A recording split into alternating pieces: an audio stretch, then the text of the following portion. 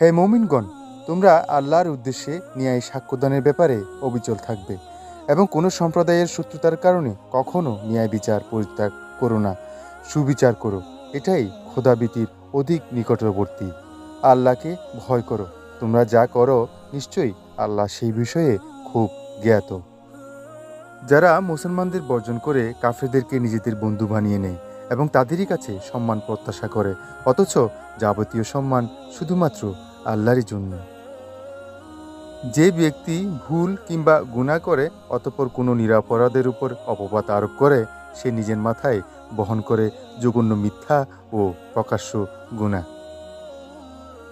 প্রিয় রাসূল সাল্লাল্লাহু আলাইহি ইসলাম বলেন, জিন ও মানুষ ব্যতীত প্রতিটি প্রাণী শুক্রবার দিন ভোর হতে সূর্যোদয় পর্যন্ত কিয়ামতের ভয়ে ভীত থাকে।